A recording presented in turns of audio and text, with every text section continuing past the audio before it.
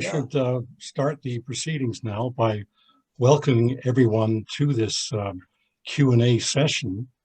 And my name is, as nearly all of you know, is Richard Sandbrook from Science for Peace. And I think that many of you are actually present on February the 23rd for the webinar, which was entitled "What Needs to Be Done to Prevent a Climate Catastrophe." And in that webinar, Danny Harvey was, of course, our speaker. And Danny Harvey is a very accomplished person, as I think all of us know, but I'll very briefly mention that he has written 2 textbooks on climate science and has been a leading author of a couple of intergovernmental panel on climate change reports, and has written a number of very many articles on energy issues to do with the climate situation. So at that February the 23rd session. January. Oh, sorry. January the 23rd. Okay. Thank you for that. Going from memory, my memory is obviously a little shaky tonight. So on that January the 23rd session, there were a plethora of questions. Our Q&A function was full of questions, and we could only answer a few of them. So we thought we'd set up this session tonight just to answer any questions that people have, to pose them to Danny. And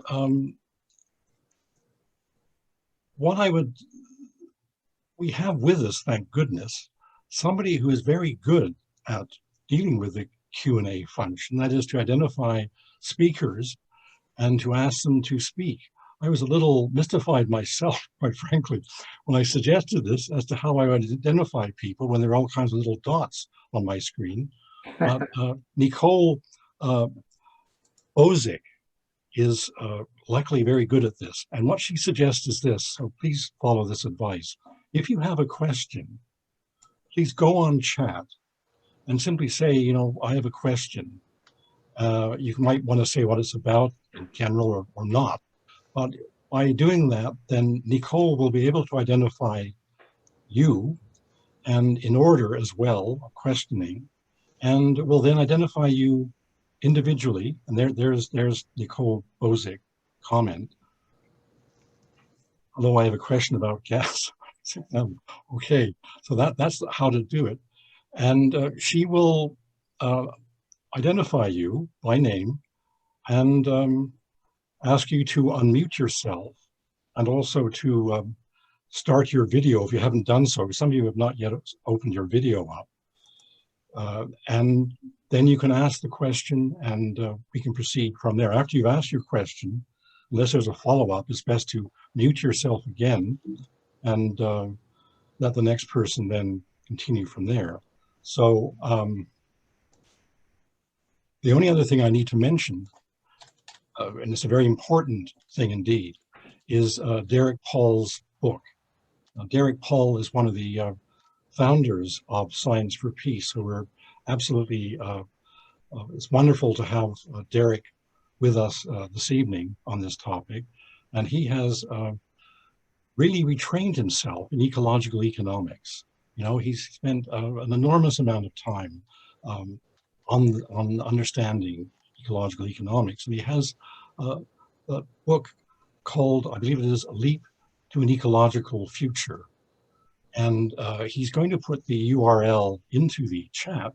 So if you're interested, and it's extremely interesting and not very long, it's quite a short book. And many of us whose faces I've seen actually have a copy of it, but Derek is now on the 3rd edition, so you might want to get the most recent edition. And there it is from the URL he's going to give you. So let me now turn the Zoom over to Nicole to begin the process of asking people for their questions. Thank you. So at this time, anyone who would like to pose a question is welcome to enter it into the chat, and we can begin going from person to person with anything you are interested in expanding on, or possibly you want to learn more about it or have a discussion. So we'll just give it a minute for some people to have the chance to type it in the chat, any questions that they may have.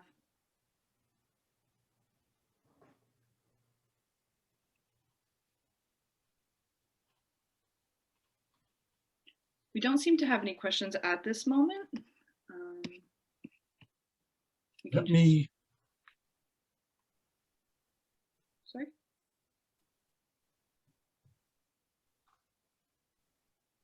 I actually, if I may, start the questioning.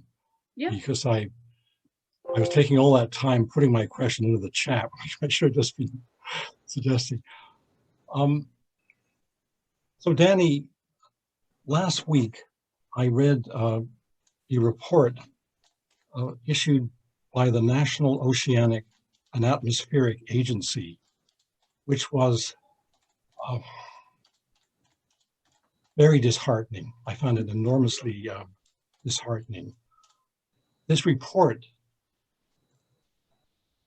took the worst case scenario from an early IPCC report on trends in emissions of various greenhouse gases, carbon, of course, and methane, and nitric oxide, and other ones like this, four different greenhouse gases, and put them next to the projections by the IPCC in about 2009, I think it was, and showed that in all cases, what had happened since was tracking the worst case scenario. There was a worst case, middle case, and best case scenarios. In each case of these gases, it was the worst case scenario. And the worst example, I mean, one of the worst cases was methane, which has increased much more rapidly, emissions, than was suggested. And when I read reports like that, along with another recent report that was sent on to me by a climate scientist on the amount of warming inherent in the existing concentration of carbon in the atmosphere, which is around 415 parts per million carbon concentration, that new figures suggest that even if we achieved a zero carbon increase today, that we still might see global warming by the year 2100 of 2.3 degrees centigrade, which of course is well above the 1.5 degrees centigrade, which is the target we're aiming for. And I wonder, from what you've been reading and keeping up with things, whether you are disheartened, whether you think the 1.5 degrees centigrade target is still achievable under existing conditions. Well, I don't think the 1.5 was ever achievable, except maybe if we started seriously back in 1970, or 1980. So, I mean, some politicians like to talk as if it was achievable, but I think the time to have had a possibility of getting that is long since passed. And even 2 degrees, it's almost certain we're going to go over 2 degrees. And if you look at the so-called 2 degrees stabilization scenarios, they all involve some overshoot, a temporary overshoot, and then bring it back down, right, to 2 degrees, maybe by the end of the century. And that would be the optimistic case. I mean, I think the most optimistic scenario we can envisage is we're going to overshoot 2 degrees and maybe we can bring it back down to 2 degrees by the end of the century. That's optimistic, and it might be 2.5, it could be 3, right? So this is the pickle we've gotten ourselves into. So it just underlines the urgency of getting to net zero by mid-century, which is what everybody's talking about. And, it's the official Canadian target. So, I think we need to focus on what we can control rather than what we can't control. And really the only thing we can control are our own emissions, and nature will do what it wants to do or what it's going to do. So I just focus on, let's just focus on this, actually achieving in reality net zero by 2050. And the fact that governments are now talking about that, I mean, they weren't doing that 10 years ago, right? I mean, that just wasn't on the radar. And, you know, you look at scenarios created between 2000 and 2010, and even my own, you know, I was envisaging going to net zero by 2100 because I thought, well, that should be certainly achievable to get to net zero emissions by 2100. But thanks to the Paris report, our conference, and thanks to that 1.5 degree report, which compared 1.5 versus 2, right? All the discussion now is about net zero by 2050. So I say, let's truly aim for that. And in the case of Canada, we're not going to get there if we try to, you know, if we build pipelines and try to expand our oil and gas industry, for example. All right, thank you. And if we could move on to the second question posed by Dr. Jurgensen. This would be a question about geoengineering. Hi, Danny. I was, you know, as I was watching the volcano explode in St. Vincent, there were a few reports about how the last time it exploded, it actually dropped the global temperatures for a very cold summer. And in that sense, these kinds of things can have fairly significant impacts. So I'm rooting for that volcano to keep spewing out some good stuff. But it raises the other question that the National Academy of Sciences in the US apparently has adopted a policy of advocating for extensive studies of geoengineering. Partly as a reflection of their pessimism, I suppose, and partly because they've not so much advocate for geoengineering, but figure it should be studied in order to study the implications of what they seem to think may be inevitable. I was just wondering what your thoughts on that matter were. Well, I think we certainly should study it. The studies might show that it's just not a realistic solution because there's too many negative effects on things like monsoon rainfall, for example. Or it might show that the negative effects are not as large as we fear they are. We should certainly study at this point in time. I think because the focus has to be on reducing emissions and on then creating negative emissions, because if we're going to overshoot 2 degrees and we want to get back down to 2, to get that done relatively quickly, like within a few decades from the peak, requires negative emissions. So that has to be our focus. But if you know, if the climate sensitivity, the responsiveness to a given CO2 concentration turns out to be at the high end, right? And if the Arctic sea ice or the Greenland ice cap turn out to be more sensitive to a given warming, and the temperature is more sensitive to a given CO2, then, you know, in other words, if things are concatenated in a direction that is compounding worst case scenarios, then we may have to use geoengineering in combination with stringent emission reductions, right, to tide us over for a few decades. But we won't even have that option, and we won't know the risks if we don't do the research. All right, thank you. Thank you. I would agree with that. Yeah. All right, and we'll move on to the third question posed by Dr. Paul. And his question is, what would be your climate priorities if you were Prime Minister? Okay. Well, I would cancel the Trans Mountain pipeline, and I would start developing a plan for the orderly winding down of the tar sands operations if Alberta didn't separate from the country in the process.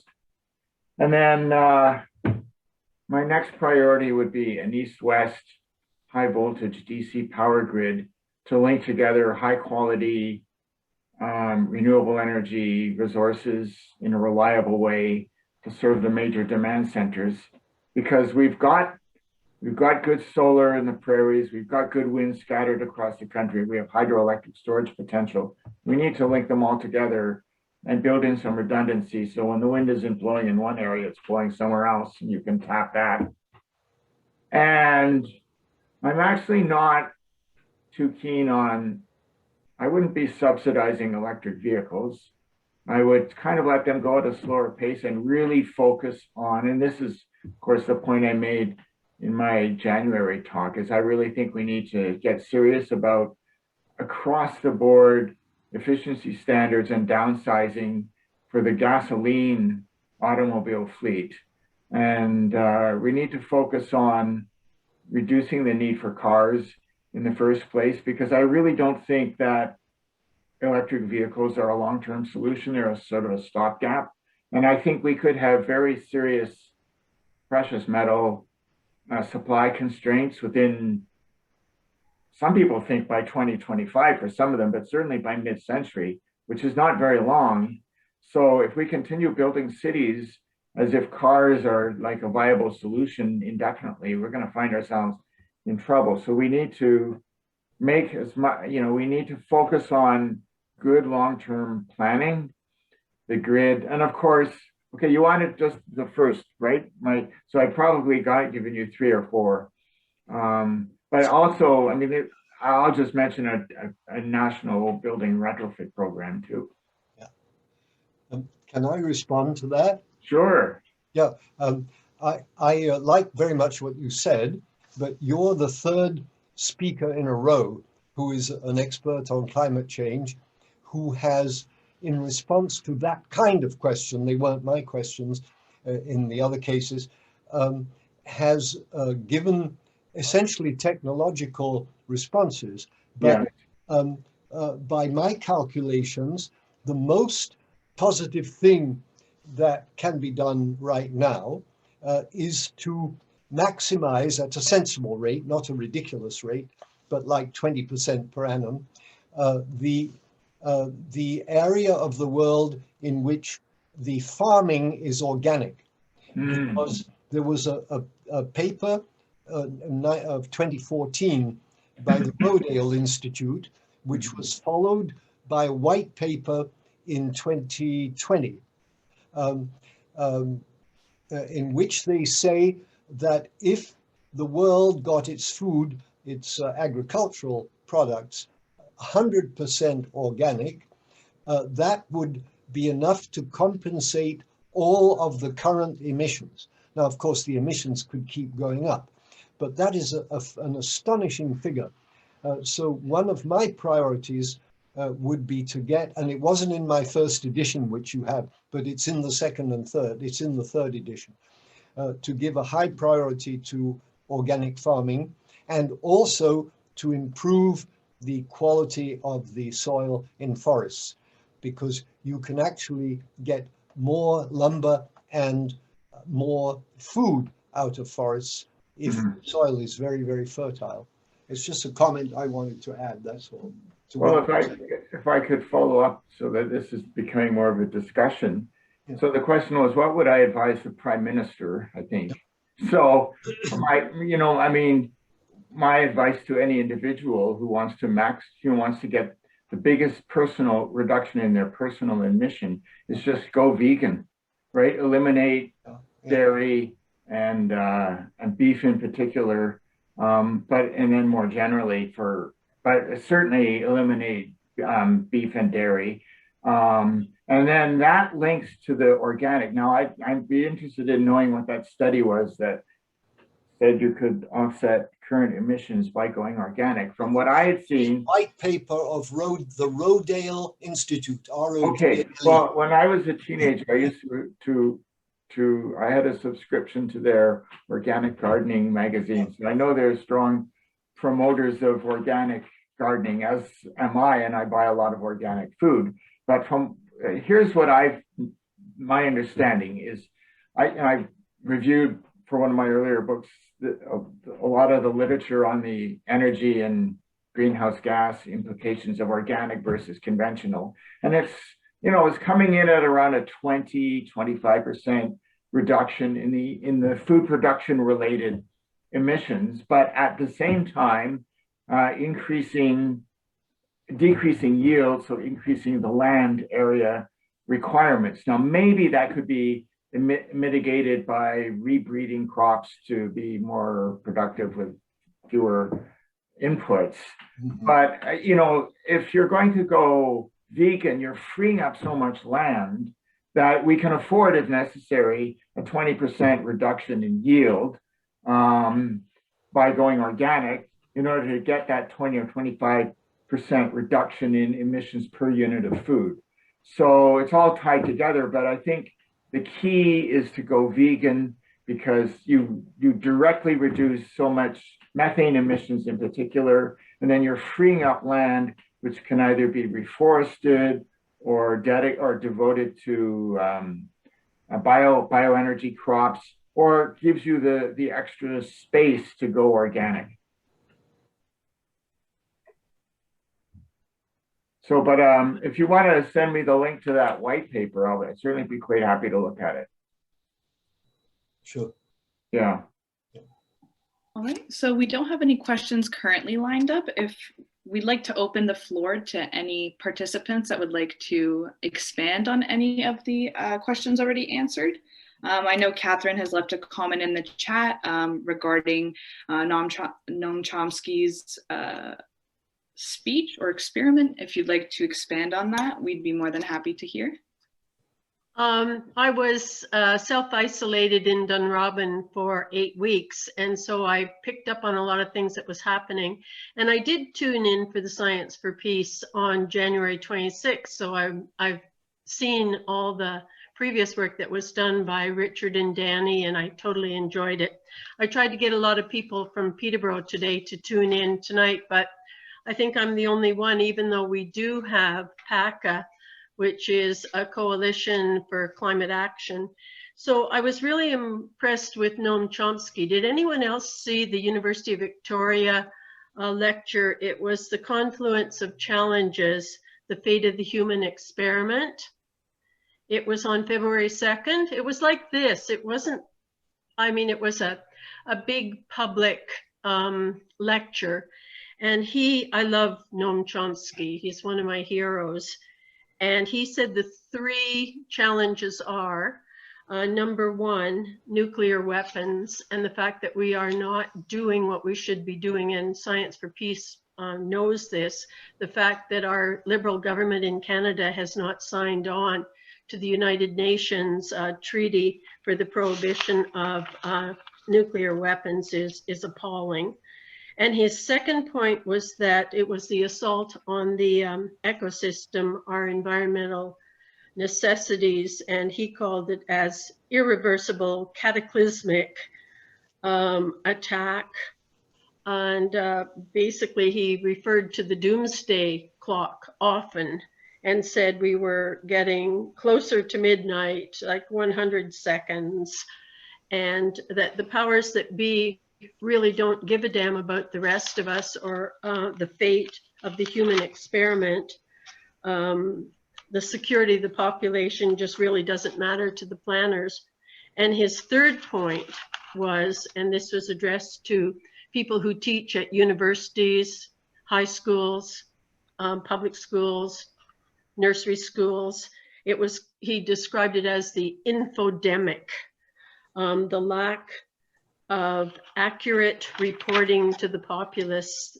The people are just not getting the information they need on a daily basis to make the changes that we need to get to the points where we need to be by 2030.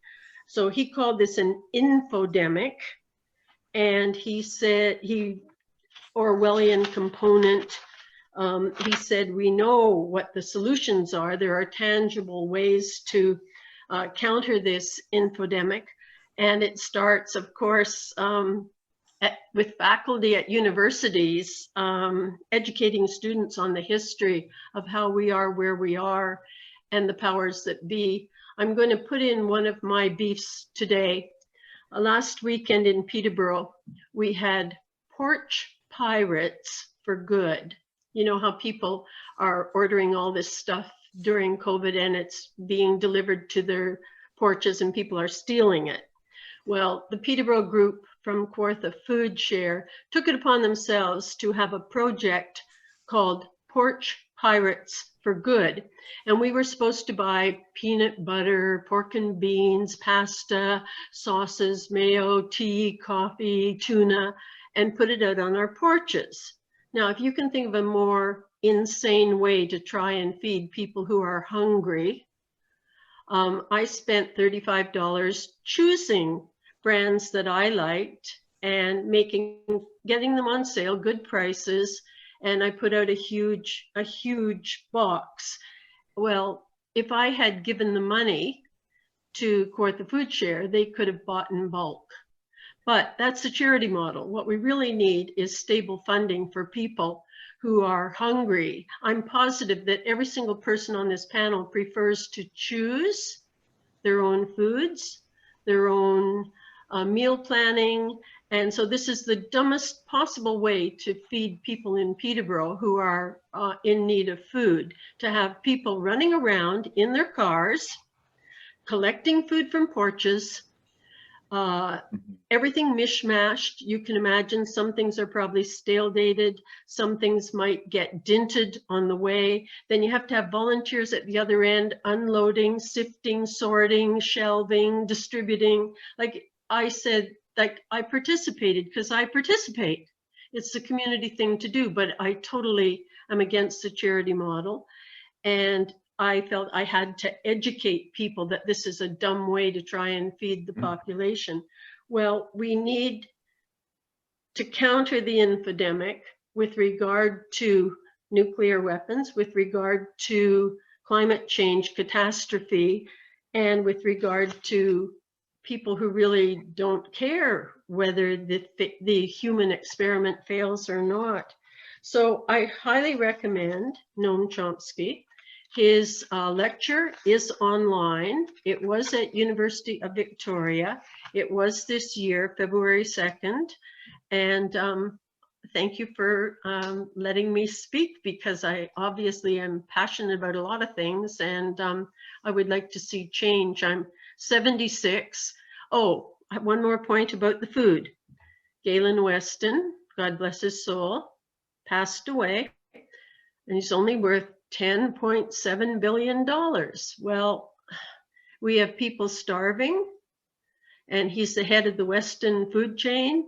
It makes my heart bleed that we have allowed the power, the good old boys club, the people to influence, so that we haven't signed on against nuclear weapons. We won't meet our goals for climate change by 2030.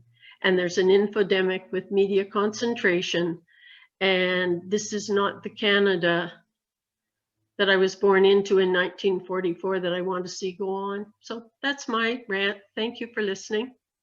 Anybody can take it from there. Thank you, Kathryn, for your words. Next in line, we have Jim with a question. Yes, I had a question there for Mr. Harvey. You mentioned about vegan, but realistically, It's as if I didn't say that. people, I can't see people switching off without, I mean, what could you do to get people to switch off, or they're just not going to? We are, just saying about climate change isn't going to get people to stop eating hamburgers. Well, it's true some people won't switch, and that's fine, but in the younger generation that's coming up, there's a more and more willingness to try different things, and people are discovering, you can have really great alternatives. And there's also the health angle. People are becoming more aware of how brutally we treat animals. There's pandemic issues. We're aware now of the appalling work conditions of desperate people who work in slaughterhouses. There's a whole range of different environmental issues. It's not just climate, it's biodiversity, both in the oceans and on land. It's nitrogen runoff. I was just reading a few days ago about pesticide issues related to cattle feedlots. I mean, there's just so many environmental impacts of animal agriculture. And there's just now so many good alternatives. I mean, I know some people who are vegan, who've been vegan 30 or 40 years ago, which means they started in 1980 when it was really hard. And like, I only became vegan and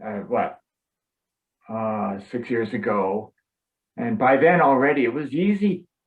It was easy. There's like, you go now, there's so many different tasty choices for different kinds of veggie burgers, hemp burgers, just so many things. So all I say is go to a good vegan restaurant and give it a try, and maybe once a week, you know, you'll want to, and then twice a week.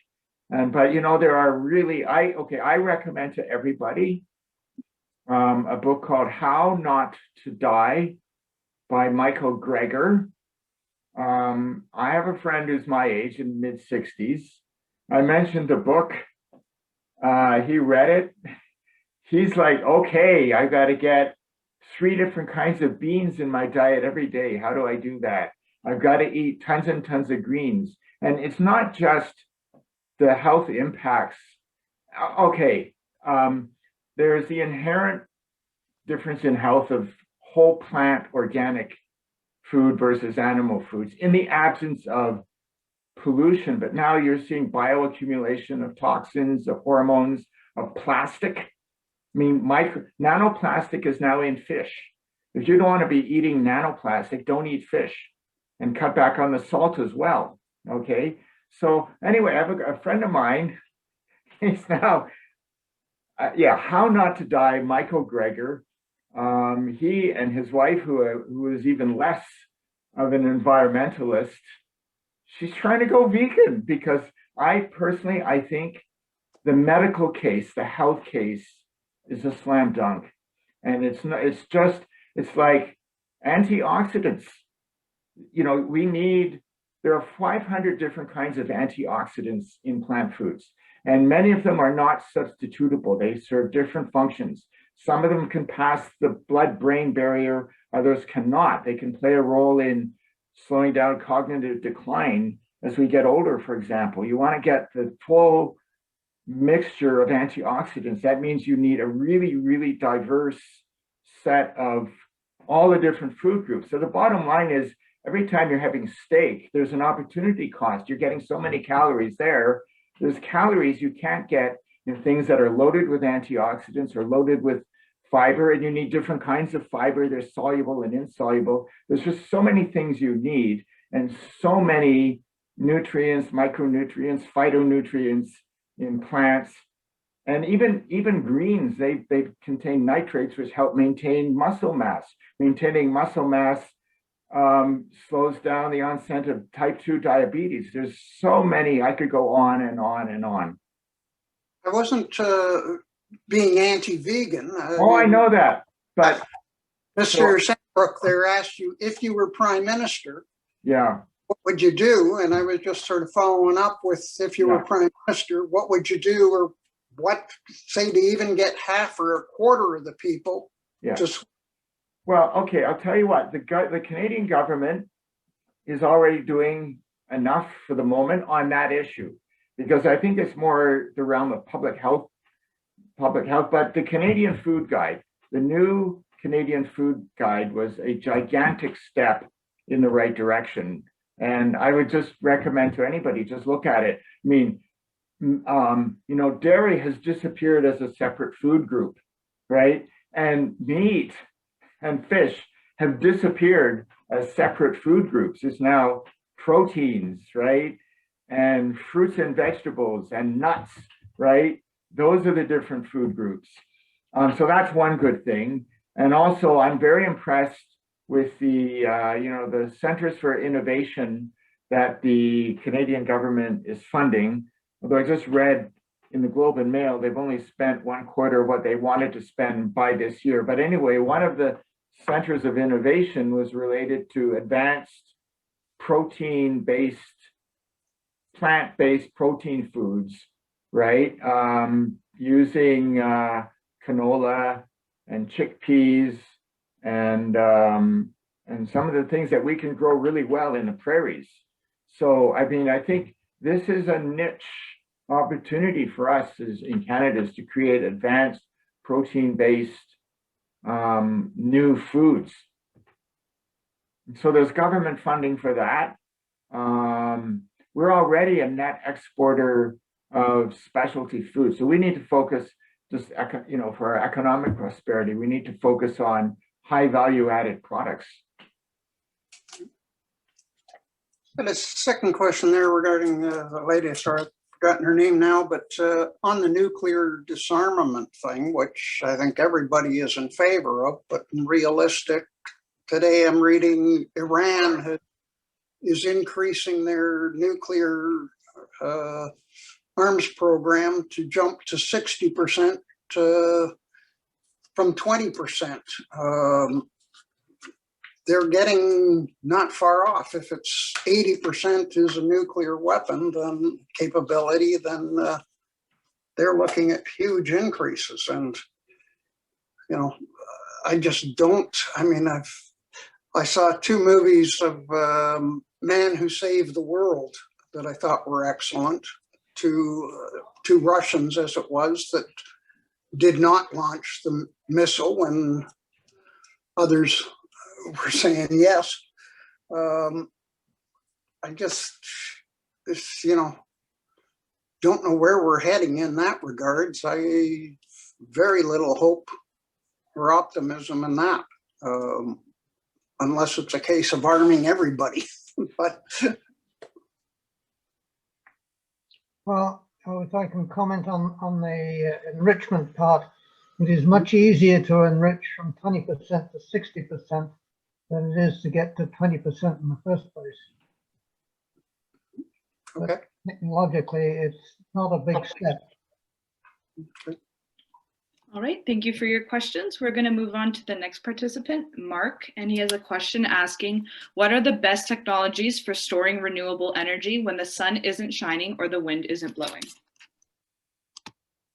Okay, well, I guess my preference would be to use existing hydro to store the water. Basically, when the sun is shining or the wind is blowing, you hold back water and let the water level build up ever so slightly. So you're storing the electricity that you're not using as gravitational potential energy. And when the wind is weak and the sun is set, you get a larger river flow. And so that has a round trip efficiency of pretty much 100%. And then everything else is less than that. So I guess compressed air is pretty good too. And there are certain parts of the world where you have geological, it seems to me, what I've noticed is either the geology has led to lakes and reservoirs for hydropower, or the geology is porous sedimentary rock, which lends itself more to compressed air energy storage underground. And there's also some work also happening right near Toronto in compressed air in sort of expandable balloons underwater. So that has a pretty good round trip efficiency too. And then so that could be multi-day or week, or even, I guess, compressed air could also be seasonal, and hydro can be seasonal as well as very short term. And then there's battery banks for, let's say, diurnal. So it's a lot going in and out, but it's not very much. So you don't actually need a large capacity storage, kilowatt hours per kilowatt of peak power. I am very concerned if we rely too much on batteries because of the mining requirements. And also there's only so many charge discharge cycles allowed, and then you got to replace the batteries, and then you got to recycle them. And the batteries are not exactly easy to disassemble. And in fact, this is another reason why I'm not so keen on pushing electric vehicles right now, is because we don't have the technology yet or really worked out how we're going to recycle them in the first place. So let's not generate too many until we know how to recycle them and how to actually design to make them easy to recycle. So, but batteries can play a role. Of course, another thing is if you can modulate your demand to match more the fluctuating supply, that helps as well. So that can eliminate the need for storage. And so if you have super insulated buildings with electric heat pumps, you can basically turn off the heating system for a few days and hardly notice the temperature change. And then recharge the thermal storage, so to speak, when the wind is blowing and the sun is blowing. So that is an important part of it too, is this sort of dispatchable demand. And then finally, you could have some rapid response dispatchable supply, like, for example, biogas, which comes from organic waste, for example, and so it's carbon neutral, sort of biogas electricity generation in place of fossil fuel natural gas. I mean, the appeal of natural gas right now is you can fire it up and down really quickly. So that is a sort of a natural backup for fluctuating wind and solar, a complement. But of course, that's fossil fuel, and that's what we want to get rid of. So, but there might be enough biomass, sustainable biomass supplies that we could consider biological methane in gas turbines as sort of a dispatchable supply to match. So it's a combination of storage. It's at different time scales and different technologies at different time scales. But it's a combination of storage, shifting demand, and having some fluctuating complementary supply. I appreciate the comprehensive answer. Back to the hydro solution pumping the water up. How practical is that in Ontario, as an example? Well, I don't mean pumping it up. I'm thinking making better use of existing reservoirs, right? Like the reservoirs in Quebec, for example, right? There's not enough annual flow to run those turbines at full capacity year round, right? So they are on average running at much below the peak capacity, right? So that means you could, if you had more water, if you've been saving water, there are times you could run it at higher capacity and run it at even less at other times when there's an excess of wind and solar. So, but in order to make use of that, we need stronger this is where my earlier answer comes in. We need the grid. We need an east-west grid. We need to link hydro and wind and offshore wind in BC with wind in Alberta and sunshine in Alberta and Saskatchewan, and we need to match hydro in Manitoba with parts of Ontario or the prairies, and then hydro in Quebec and Labrador, right, with all of Eastern Canada and Ontario. But we need the background grid, so we need to be building that instead of pipelines. Agreed. Thanks. Okay. Thank you. I would like to ask a few questions about the use of hydrogen. And there seems to be a considerable effort in Europe to use hydrogen as the resource which will allow storage without the use of carbon of energy that could be produced by solar cells and then electrolyze water and produce hydrogen, which can be transmitted in natural gas pipelines, either as hydrogen itself or as just a supplement to the natural gas. And there seems to be quite a bit of promise in this, but I can't judge by myself whether that looks a particularly good way of going for the future. I'd like to add here, is it okay? Okay. Go ahead. Yeah. I'd like to add that Hydro-Quebec has a new leader and a new head, and she is very interested in hydrogen production. And I also can see a considerable possibility of making electricity with windmills much more cheaply than we're doing it. It hasn't been proved yet, but there's a new design. And so I think that hydrogen production is going to be more practical in the future. And there's already quite a concentration on hydrogen in various parts of Quebec. People are interested in this as a future source of energy. And of course, you can make hydrogen when the wind is blowing and not make it when it isn't. So the problem of unsteadiness of the production line is not important when you're making a resource like that, when you're converting. So, but I'm not disagreeing with any of the things you said. I think they're all very good. Yeah.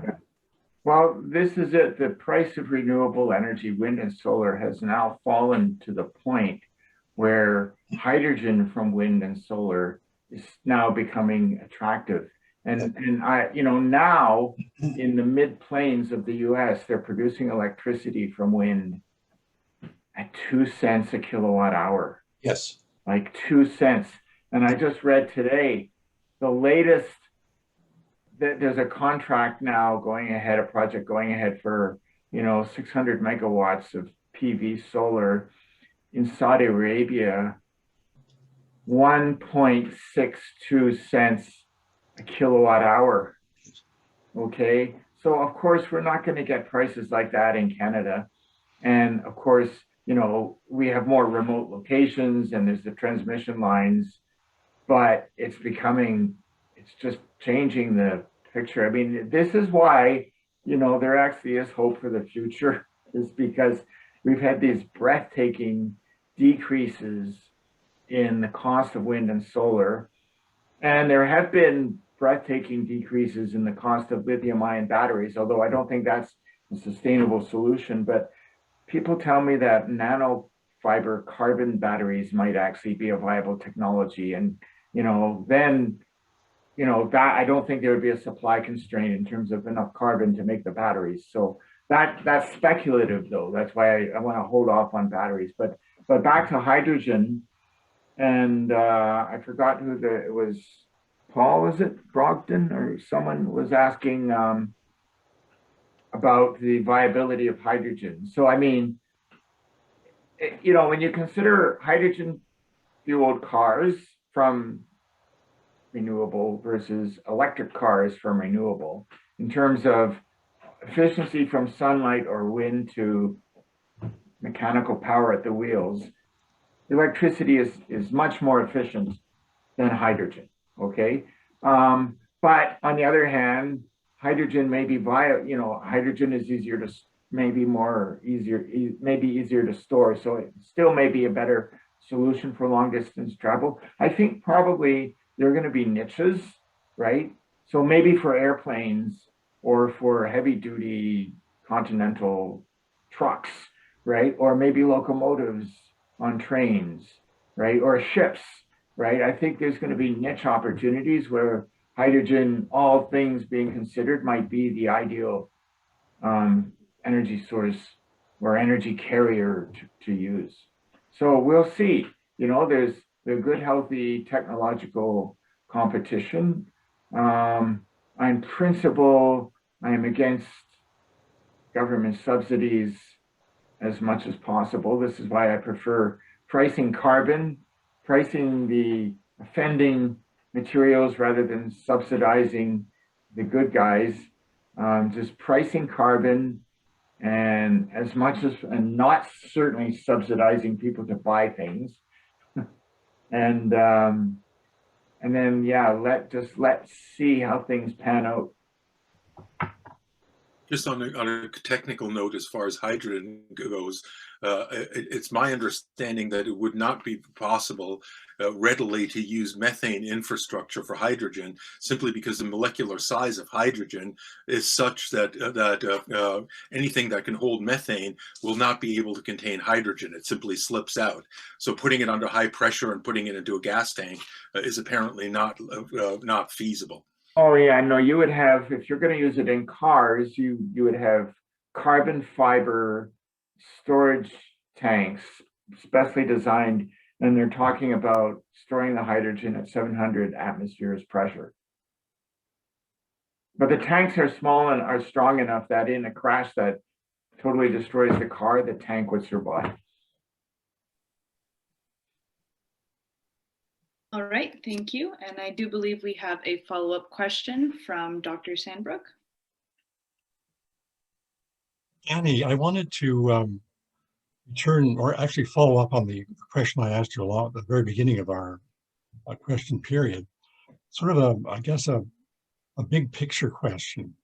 So in my question, I alluded to certain negative trends in greenhouse gas emissions. Oh yes. And also alluded to the some recent projections as to the amount of global heating that is imminent in the existing concentration of carbon in the atmosphere.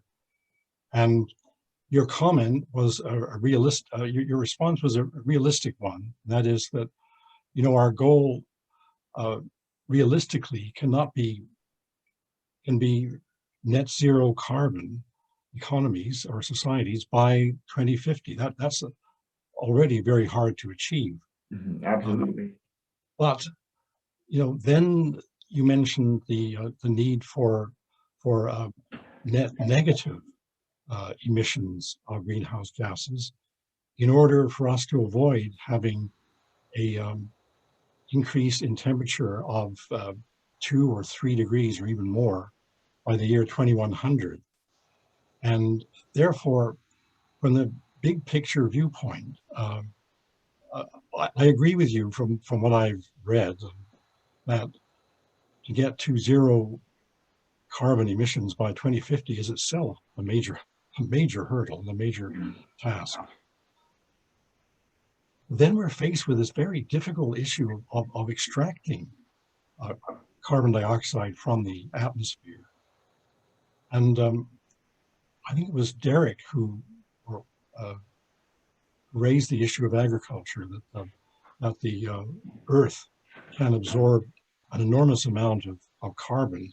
Apparently, normally there's about 7% in a natural situation, maybe 7% carbon in soil, but with modern agriculture, it goes down to around 2% or something. There's an enormous drop in the absorption of carbon into the soil.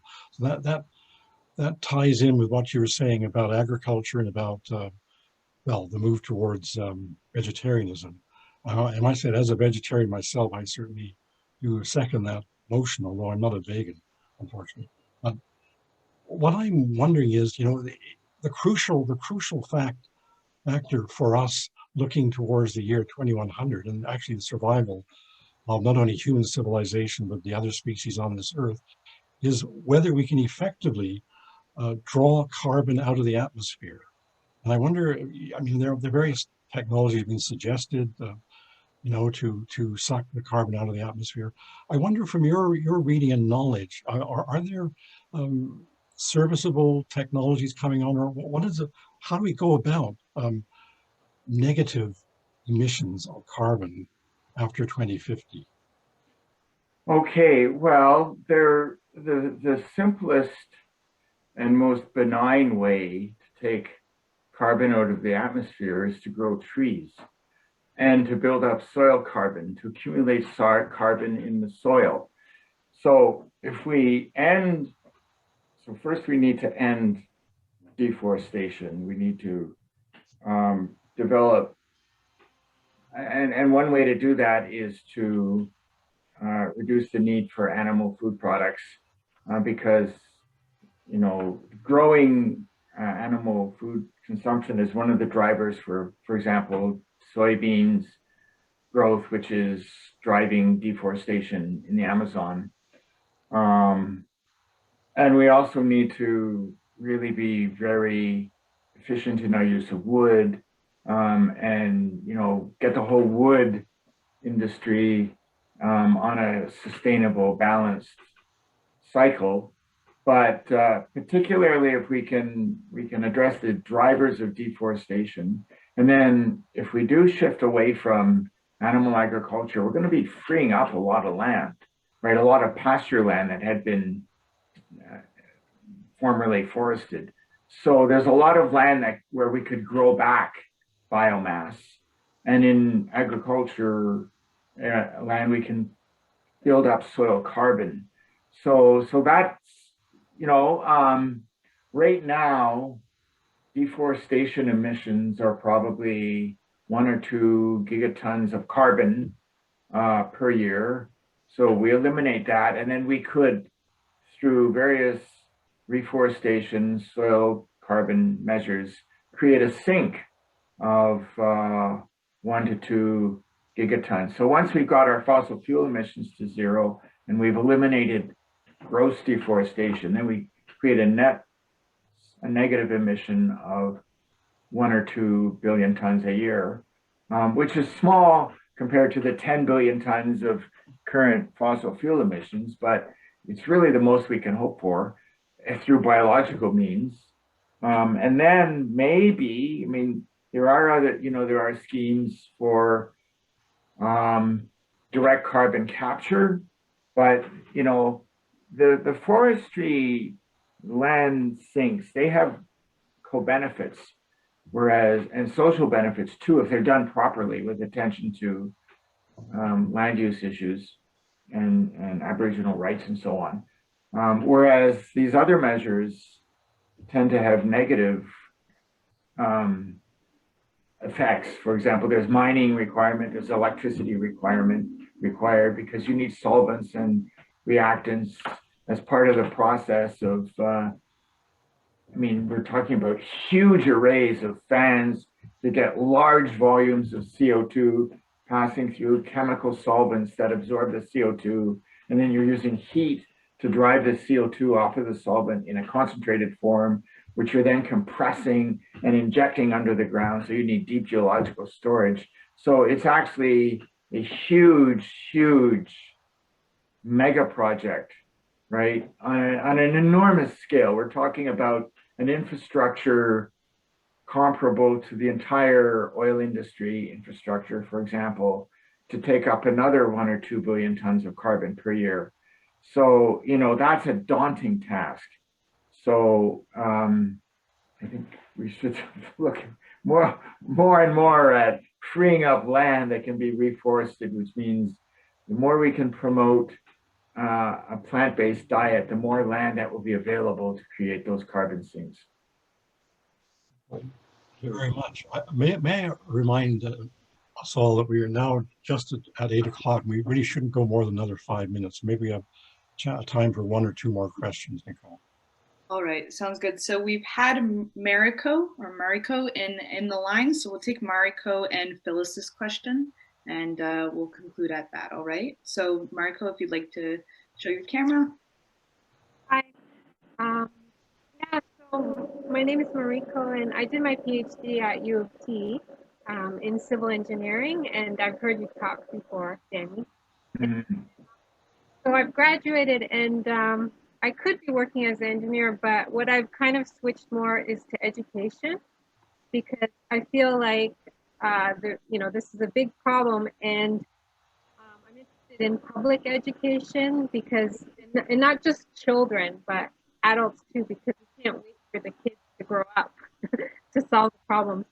So I'm interested in kind of technical education for the general public, so that they feel more confident to be part of the solution, and because it can't just be experts either, right? And I think it's very overwhelming, because people read the news and stuff, but and then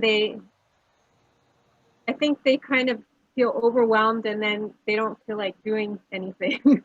But So I've actually written a book, Where Does It All Come From? Where Does It All Go? Toronto's Water, Energy, and Waste Systems. Oh, yes. Wow, I like the map showing the rivers. Yeah. So this kind of talks about where things come from and where things go so people understand how the system works. And I'm thinking of writing a book on climate change. And I read all about climate change like 6 years ago when I was doing my PhD. I read the IPCC report and everything. And there's a lot of literature out there right now. So I was just wondering if you could maybe save me some time and tell me what the best references are for climate change. Well, I mean, I guess it depends on what particular topic or questions you have, because I'd be more than happy to talk to you afterwards about your book and provide advice and information. I like the cover of your book, and it looks like very easy for people to get interested in and understand. So of course, communication is absolutely important, but I mean, you could cover scenarios, the climate science, the impacts, the solutions, the barriers, the political response, what people can do at a personal level. But let's talk further. Yeah, let's do that. So I guess you can email Nicole or somehow get harvey@geog.utoronto.ca. That's my email address. Okay, super. I'm in the geography department, so it's geog.utoronto.ca. So I'll look forward to hearing from you. Thank you so much. Okay. All right, and we're just heading into our last question of the night, which is from Phyllis. Phyllis asks, what strategies do you think might stop the fossil fuel investments, for example, done by the federal government? Oh, so in other words, they're misguided pipeline investments. Yeah. Well, I think, the NGOs have been doing a good job in convincing investment funds to pull out of tar sands investments, right? More and more sovereign wealth funds have decided to pull their investments in the tar sands, right? So it's getting harder for them to raise capital, which means they have to pay a higher interest, which makes the projects less viable. And of course, we need to aggressively promote automobile fuel efficiency, because then that keeps the price of oil down, which renders all of these tar sands projects perpetual money losers, and nothing speaks louder than money. And then I also think it's been a pretty good strategy trying to discourage insurance companies from insuring the Trans Mountain Pipeline, because if nobody's going to insure it, they can't operate it. And if there's only one insurer left, they're going to charge high premiums. And so again, it renders it less economically viable. So I think these pressure tactics are all very good, and we should keep them up. Okay, well, thank you very much. I mean, we've had a falling enrollment in the last few minutes, and we've just gone over our 1 hour limit. So let me thank Danny Harvey very much for appearing. This is the first time we've done this as an experiment, and I think personally, it was a very useful time indeed. Yeah. And Nicole, do you have something you want? I see your hand up there. No, I'm just clapping. Clapping. Oh, I see. Okay. Yeah. Nicole, thank you very much for doing such a tremendous job of, ordering the questions and keeping us moving along. Thank you. So, thank you all. Just in conclusion, I would draw all the attention of all of you to the forthcoming webinar between Science for Peace and World Beyond War on militarism and climate change, disaster in progress. That's on April the 29th, and you can register by going to the scienceforpeace.ca website. So I'll look forward to seeing some of you there, I hope, on April the 29th. So thank you all very much, and good night. Thank you to Richard. Good night. Yes. My pleasure. Bye. Bye-bye. Pleasure. It was like having a conversation. It was indeed. Yes. So Derek, I see out the window from your apartment in Montreal. I can see behind you. Yeah. Yeah, I see the view. Looks familiar. It's a very good view, but it's a very bad place to place a desk from the point of view of going online. Mm, You have to put a black screen, otherwise you can't be seen at all. right. Yeah. Yes. So I'm going to have the desk shifted around 90 degrees. Right. Then you see artworks on the wall. Right. Okay. Well, anyway, good to see you again.